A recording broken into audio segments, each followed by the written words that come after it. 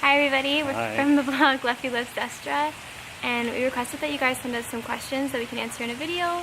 So it's a little bit more personal than a written response from just me. You can hear Gerald's opinion as well. So I have my questions here. What do I do if I have seasonal depression because of all these couples getting to open up gifts in front of each other and kiss on New Year's?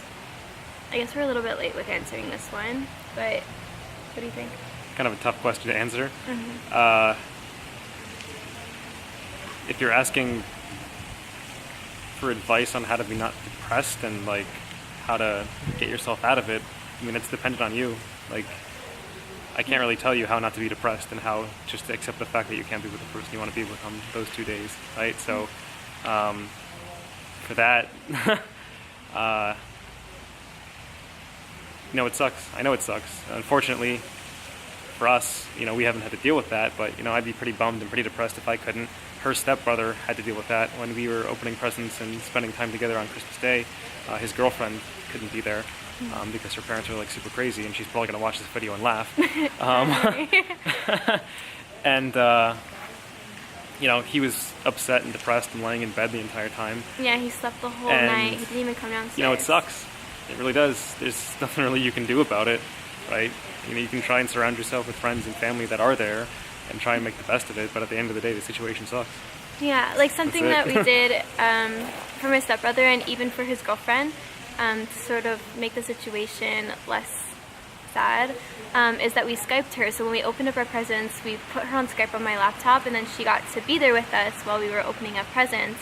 So that's something that you can do. You can FaceTime them or Snapchat them or do something like with video and sort of include them in your night.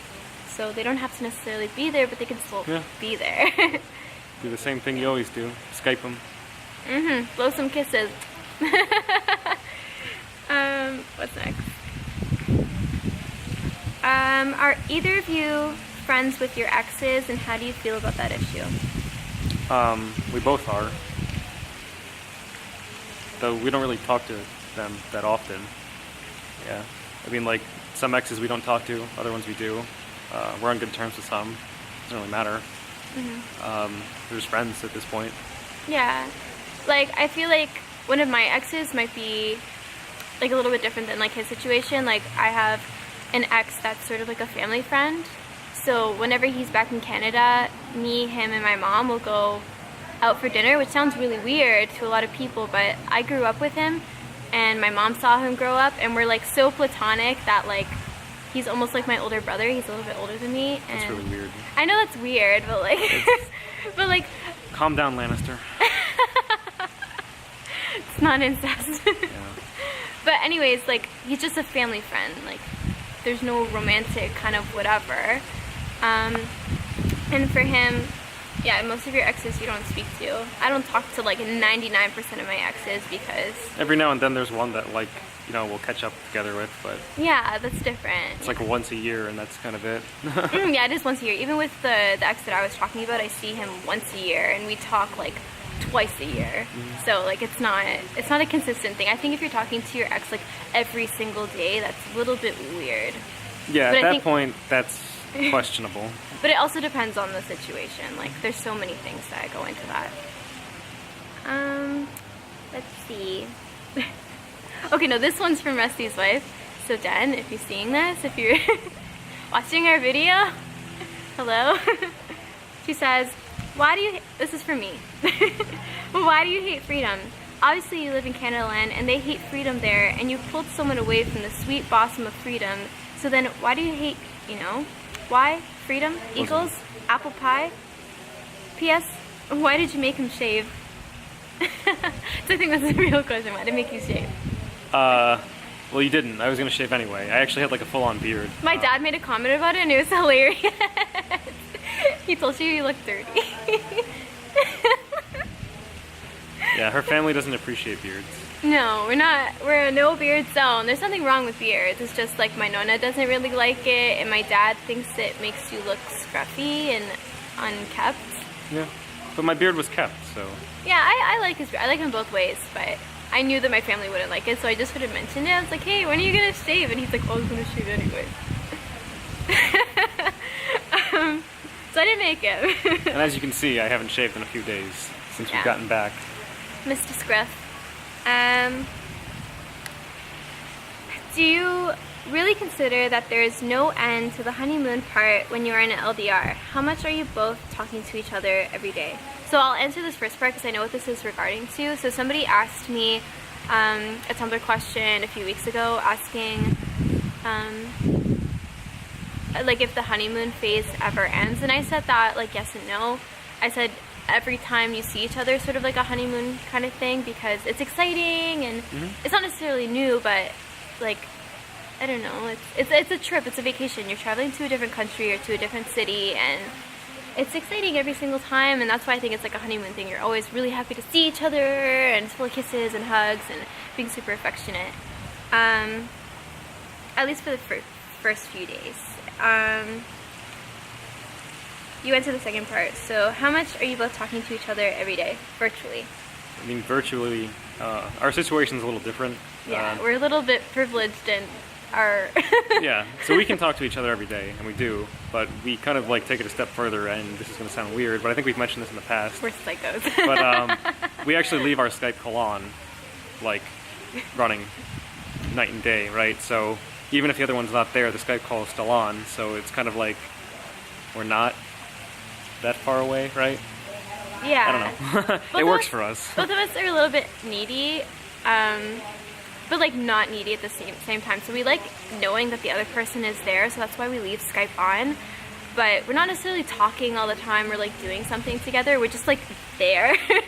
So like I'll leave my room and leave Skype on. I'll be like cooking and doing other shit for like 2 hours, and then I'll come back and he'll still be there, and then we'll talk for a little bit, and then I'll work on my blog, or I'll be doing schoolwork, and then he'll be doing work, or he'll be like playing video games, and I don't know, we just sort of exist together, and then we talk and do stuff and whatever, like periodically throughout the day. Yeah, so yeah, we have a good system worked out, I think, and you know, a lot of people can't do what we do, so yeah, it's unfortunate, but and it's not works. For everyone either. Some people don't want to spend that much time together, and we won't always be on webcam. Sometimes you'll go off, sometimes I'll go off, sometimes we'll both be off, but we'll leave the cams on too. And sometimes he'll text me in the middle of the day, like while I'm in class, to be like, your cat's crying, because I left the audio on. And a couple times her cat has come up and sniff the computer to like see what's going on. And especially my other cat, my cat that passed away, she used to do that all the time. What are some tips that you guys would give to LDR couples who are in the beginning of their relationship? Communication is key, because that builds trust, and it gets a lot easier when you can trust the other person, and you don't have to second guess and you know, stress about what they tell you and what they're doing and that kind of stuff. You can just trust them. So the faster you build up that trust, and I think a big factor in that is communication, the better for you all. And also, you know, get to know each other. Talk about things. Talk about nonsense. Just talk. Talk about stupid things you did in your past. I feel like that's how we began our relationship. We just talked about stupid shit that we did. It's supposed to be PG. Sorry. Is it some swearing? Yeah. Sorry for cussing. Yeah, I was telling Anon earlier today actually that the most important thing is to do the full disclosure thing in the beginning, especially.